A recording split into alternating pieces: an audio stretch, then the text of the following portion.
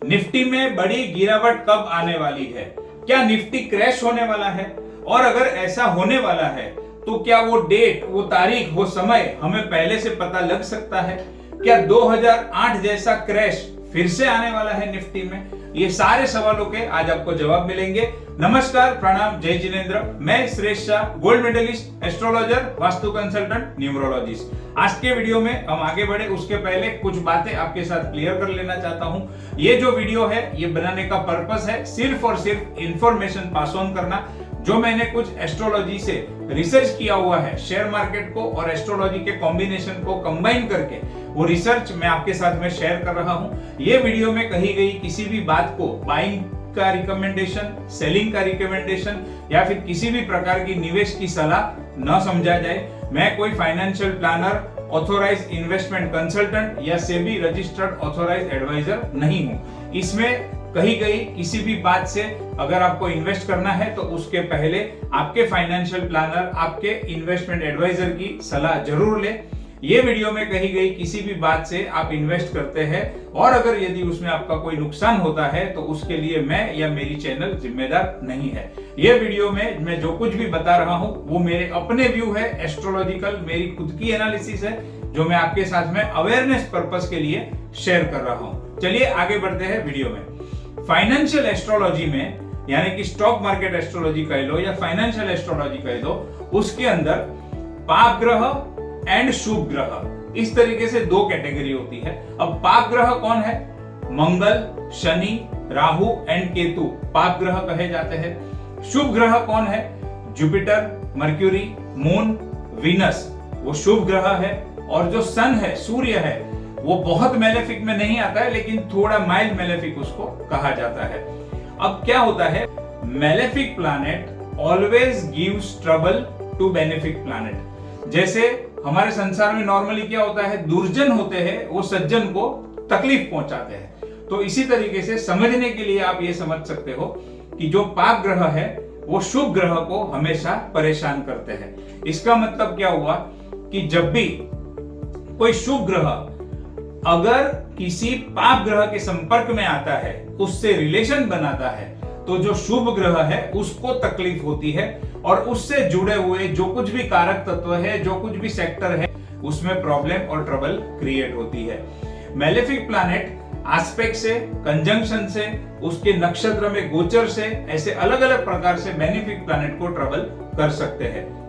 अब जब हम लॉन्ग टर्म ट्रेंड की बात करते हैं, मार्केट की लॉन्ग टर्म ट्रेंड को समझना है, लॉन्ग टर्म चाल को समझना है, तेजी या मंदी को समझना है, तो उसके लिए एक बहुत इंपॉर्टेंट प्लैनेट है, वो है जुपिटर। जुपिटर की चाल से, जुपिटर के ट्रांजिट से, जुपिटर के गोचर से हम ये समझ सकते हैं कि आने वाले समय में क्या मंदी आने वाली है, क्या मार्केट क्रैश होने वाला है, क्या मार्केट में नॉर्मल करेक्शन आने वाला है, क्या होने वाला है, वो हम जुपिटर के ट्रांजिट से पता लगा सकते हैं। हालांकि जुपिटर अकेला प्लैनेट नहीं है, इसको एक और प्लैनेट है वो भी बहुत अच्छी तरीके से इंडिकेट करता है, बता देता है। उसके ऊपर हम आगे वाले कुछ वीडियो में बात करेंगे उसके ऊपर। आज हम बात कर रहे हैं जुपिटर की। अब इसका मतलब क्या हुआ कि जुपिटर जो है उसको राहु, केतु, शनि या मंगल, ये चार मेलेफिक प्लैनेट और सूर्य, ये पांच मेलेफिक प्लैनेट जुपिटर को ट्रबल कर सकते हैं। ये कंक्लूजन हुआ, ये बॉटम लाइन हुई। अब जुपिटर कौन सी चीजों को गवर्न करता है, जुपिटर का ऑथोरिटी, जुपिटर का राज, जुपिटर का कारक तत्व कौन सी चीजों के ऊपर है? जुपिटर जो है वो तेजी को दिखाता है, मार्केट में बुलिश ट्रेंड को दिखाता है, banking sector, finance sector, liquidity, market में जो लिक्विडिटी होती है जिसकी बदौलत मार्केट आगे बढ़ती है, मार्केट में तेजी आती है, वो लिक्विडिटी को जुपिटर रिप्रेजेंट करता है। FIIs, फॉरेन इंस्टीट्यूशनल इन्वेस्टर, या DII, डोमेस्टिक इंस्टीट्यूशनल इन्वेस्टर्स, जितनी भी बड़ी बड़ी इंस्टीट्यूशंस है वो सबको रिप्रेजेंट करता है जुपिटर। अब आज एक बात करते हैं, ये जो पांच मेलेफिक प्लैनेट मैंने आपको बताए, राहु, केतु, शनि, मंगल एंड सूर्य, उसमें से आज हम बात करते हैं केतु की। केतु एक पाप ग्रह है, पाप ग्रह यानी मेलेफिक प्लैनेट। अब केतु किस चीज को रिप्रेजेंट करता है? केतु दिखाता है श्रिंकेज को, कोई भी चीज को सिकुड़ देना, वो केतु का काम है। किसी भी चीज का ग्रोथ रुका देना, अटका देना, वो केतु का काम है। किसी भी चीज को डिटैच कर देना, काट देना, टुकड़ों में डिवाइड कर देना, वो भी केतु का काम है। उसी तरीके से lack of interest, crunch, separation, mysterious, रहस्यमयी, ये भी सारे जो एट्रीब्यूट्स है वो सारे केतु के अंडर में आते हैं। आपको लगेगा कि मैं ये सारी चीजें आपको क्यों बता रहा हूं, क्योंकि आने वाले समय में कुछ ऐसा होने वाला है जहां पर जुपिटर एंड केतु का संगम होने वाला है। किस तरीके से, कैसे, वही हम आज के वीडियो में बात करेंगे। तो चलिए आगे बढ़ते हैं। 1917 से लेकर अभी तक का मैंने एक डेटा का स्टडी किया, डेटा का एनालिसिस किया, जिसके अंदर मैंने ये स्टडी किया कि कब ऐसा कॉम्बिनेशन बनता है जहां पर जुपिटर प्रॉब्लम में आता है और उसकी इफेक्ट शेयर मार्केट के ऊपर क्या होती है। यानी कि मोर देन 100 इयर्स का डेटा मैंने स्टडी किया। सबसे पहले मैंने उसका एनालिसिस किया डाउ जोन्स के ऊपर, क्योंकि कुछ ऐसा समय था जब हमारा शेयर मार्केट नहीं था, तो वो समय पे क्या हुआ था उसका रेफरेंस देने के लिए मैंने डाउ जोन्स का डेटा लिया, जो कि शेयर मार्केट है यूएसए का। अब उसके अंदर मैंने एक और चीज करी, जब मार्केट में 12% या उसके ऊपर का फॉल आया है, तब जुपिटर की पोजीशन क्या रही थी उस समय पे, उसको मैंने स्टडी किया। 2, 4, 5, 7, 10% के छोटे छोटे फॉल तो आते रहते हैं, उसके लिए मैंने स्टडी नहीं किया है, लेकिन 12% या उससे ज्यादा का फॉल कब आया, अब इसमें 12% से लेकर 69-70% तक का फॉल, वो सारी चीजों को मैंने डिटेल में एनालिसिस किया। तो जुपिटर की पोजीशन से मुझे ये चीज समझ में आई। 2008 में जुपिटर का गोचर हुआ था धनु राशि में मूला नक्षत्र के अंदर, और वो मूला नक्षत्र है, उसका जो लॉर्ड है वो है केतु। और उस समय पे 2008 में डाउ जोन्स का जो रिटर्न था वो माइनस में था, -33.84%।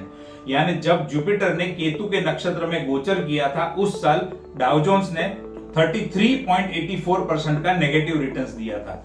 उसी तरीके से 1920 में डाउ जोन्स का रिटर्न था -32.90%, यानी एक बड़ा क्रैश था -32.90% का। उस समय पे जुपिटर का ट्रांजिट हुआ था सिंह राशि में, मघा नक्षत्र में, और वो मघा नक्षत्र भी जो है वो केतु का नक्षत्र है। 1937 डाउ जोन्स का रिटर्न -32.82%। जुपिटर का गोचर उस समय था धनु राशि में, मूला नक्षत्र में, और मूला नक्षत्र का लॉर्ड केतु। 1932 -23.7% डाउ जोन्स का नेगेटिव रिटर्न, -23%। सिंह राशि में जुपिटर का गोचर, मघा नक्षत्र में, और मघा नक्षत्र का लॉर्ड केतु। 1917 डाउ जोन्स का रिटर्न्स -21.71%। उस समय पे जुपिटर का ट्रांजिट था मेष राशि में, अश्विनी नक्षत्र में, उसका लॉर्ड केतु। 1929 -17.17%, मेष राशि, अश्विनी नक्षत्र, लॉर्ड केतु। 1941 -15.38%, मेष राशि, अश्विनी नक्षत्र, लॉर्ड केतु। 1940 -12%, मेष राशि, अश्विनी नक्षत्र, और उसका लॉर्ड केतु। डाउ जोन्स के इतिहास में अभी तक 8 बार ऐसी इंसिडेंट्स हुए हैं जहां पर जुपिटर का गोचर या तो मेष राशि में हो, या तो सिंह राशि में हो, या तो धनु राशि में हो, और उसमें भी क्योंकि हर एक राशि के अंदर 2.25 नक्षत्र आते हैं, तो ये तीनों राशि के अंदर जब वो केतु के नक्षत्र में जुपिटर का ट्रांजिट होता है, तो मार्केट में बहुत बड़ी गिरावट आती है, बहुत बड़ा फॉल आता है। ये मैंने डाउ जोन्स के डेटा को स्टडी करके एनालिसिस किया। फिर मैंने स्टडी किया हमारे सेंसेक्स का। सेंसेक्स में क्या हुआ, 2008 में -52.40%, 50% से ज्यादा मार्केट गिरा। उस समय पे जुपिटर का गोचर था धनु राशि में, मूला नक्षत्र में, उसका लॉर्ड केतु। 2011 में सेंसेक्स का रिटर्न्स -20.60%, मेष राशि, अश्विनी नक्षत्र, लॉर्ड केतु। 1995 सेंसेक्स का रिटर्न्स -20.8%, जुपिटर का गोचर धनु राशि, मूला नक्षत्र, लॉर्ड केतु। उसी तरीके से ईयर 2000 जुपिटर का गोचर मेष राशि में, अश्विनी नक्षत्र में, केतु उसका लॉर्ड, और उस समय पे सेंसेक्स ने रिटर्न्स दिया था -20.60% का। उस समय पे रीजन जो भी रहा होगा, और जो भी अलग अलग रीजन है वो सारे मैंने इसमें ये टेबल के अंदर मेंशन किए हैं। आप चाहो तो ये वीडियो को जूम करके उसमें से आप देख सकते हो, पढ़ सकते हो। वो सारी चीजें यहाँ बताने जाऊंगा तो वीडियो लंबा हो जाएगा, इसके लिए वो रीजन में नहीं बोल रहा हूँ, लेकिन नेगेटिव रिटर्न्स क्या रहा और जुपिटर की पोजीशन क्या थी वो मैं आपको बता रहा हूँ। फिर मैंने स्टडी किया निफ्टी का। 2008 में -51.79% निफ्टी का, 50% से ज्यादा का फॉल आया निफ्टी में। उस समय पे जुपिटर का गोचर धनु राशि में मूला नक्षत्र में लॉर्ड केतु।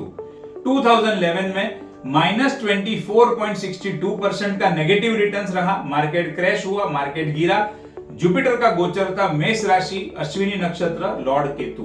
2000 में -14.65% का नेगेटिव रिटर्न्स, निफ्टी क्रैश हुआ, मार्केट गिरा। जुपिटर का गोचर मेष राशि, अश्विनी नक्षत्र, लॉर्ड केतु। 8 दफा डाउ जोन्स में, 4 दफा सेंसेक्स में और 3 दफा निफ्टी में। पिछले 100 साल के इतिहास में जब जब ये पोजीशन बनी जो मैंने अभी आपको एक्सप्लेन की जुपिटर के ट्रांजिट की, तब तब मार्केट ने 12% से ज्यादा यानी कि 12% से लेकर 52-53% का क्रैश मार्केट ने दिखाया। कौन से साल में? जिस साल में जुपिटर का गोचर केतु के नक्षत्र में हुआ उस साल में। तो अब इसका कंक्लूजन क्या निकला? कंक्लूजन ये निकला कि जब जब जुपिटर केतु के नक्षत्र से गोचर करते हैं तब तब शेयर बाजार में बहुत बड़ी गिरावट आती है। ये सबसे पहला कंक्लूजन हमें यहां से मिला। अब सवाल ये आता है कि क्या फ्यूचर में ऐसा होने वाला है, और अगर होने वाला है तो वो कब होने वाला है, और सिर्फ एक बार होने वाला है या फिर बार बार होने वाला है, और अगर होने वाला है तो वो कौन सी तारीखों पर होने वाला है, कौन से समय पर होने वाला है। वो सारी चीजों की आज मैं आपसे बात करूंगा, आपको मैं बताऊंगा वो सारी डिटेल, वो सारी डेट्स आपको मैं बताऊंगा। उसके पहले अगर आपको ये वीडियो पसंद आया हो तो मेरे ये वीडियो को लाइक जरूर कीजिए, अपने सर्कल में लोगों के साथ शेयर जरूर कीजिए, ताकि आने वाली बड़ी गिरावट से वो लोग बच सके और उनका कम से कम नुकसान हो या फिर उनका नुकसान ना हो। मेरे सोशल मीडिया के जितने भी अकाउंट्स है उसकी प्रोफाइल की लिंक मैंने ये वीडियो के डिस्क्रिप्शन में दी हुई है। आप चाहो तो वहां से मुझे अलग अलग प्लेटफॉर्म के ऊपर सब्सक्राइब कर सकते हो, फॉलो कर सकते हो। ये वीडियो आपको कैसा लगा उसके ऊपर कमेंट जरूर कीजिएगा। तो चलिए आगे बढ़ते हैं।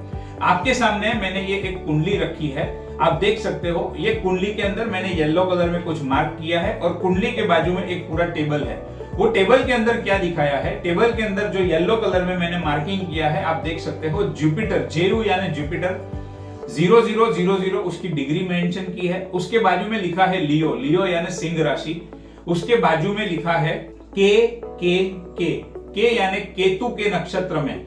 अब क्या हो गया, जुपिटर का ट्रांजिट सिंह राशि में, सिंह राशि में केतु के नक्षत्र में होने जा रहा है।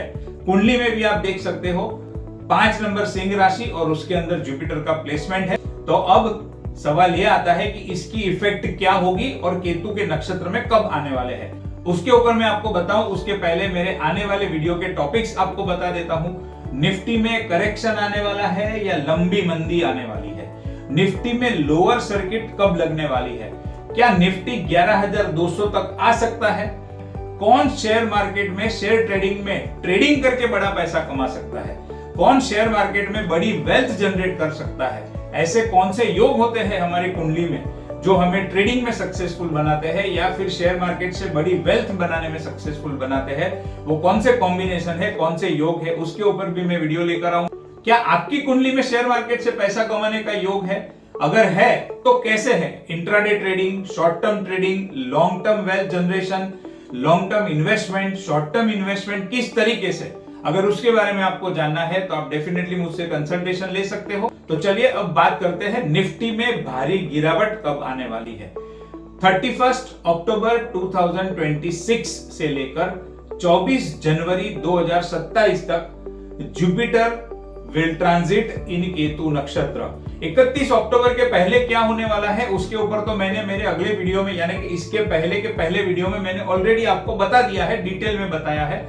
अब बात करते हैं 30 अक्टूबर के आगे की। तो 31 अक्टूबर 2026 से लेकर 24 जनवरी 2027 जुपिटर विल ट्रांजिट इन केतु नक्षत्र, और ये लगभग 3 महीने का समय ऐसा समय होगा जहां पर आप मार्केट में बहुत बड़ी गिरावट देख सकते हो। और इतना ही नहीं, ये जो ट्रांजिट हो रहा है जुपिटर का वो केतु के नक्षत्र में तो हो ही रहा है, लेकिन जो मैंने आपको वीडियो के शुरू में बताया 7-8 अलग अलग कंडीशन होती है जिसकी वजह से जुपिटर प्रॉब्लम में आते हैं। और जितने मेलेफिक प्लैनेट जुपिटर को ट्रबल करते हैं, जितनी ज्यादा ट्रबल करते हैं, उतना ही ज्यादा मार्केट नीचे आता है, उतना ही बड़ा क्रैश मार्केट में आता है। तो ये तो एक कंडीशन हो गई जुपिटर के ट्रांजिट का केतु के नक्षत्र में। लेकिन उसके सिवा भी अलग अलग और 3 से 4 कॉम्बिनेशन ये पीरियड के दरमियान, ये समय के दरमियान होने वाले हैं।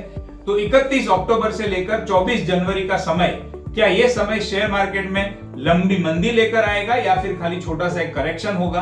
क्या बाजार इसमें से रिकवर कर पाएगा, और कर पाएगा तो कब कर पाएगा? ऐसे समय में कौन सी स्ट्रेटेजी से आप पैसा कमा सकते हैं?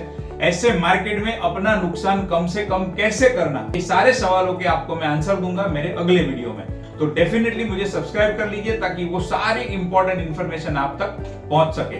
हमारे साथ बने रहिए, जुड़े रहिए। नमस्कार, धन्यवाद, थैंक यू सो मच।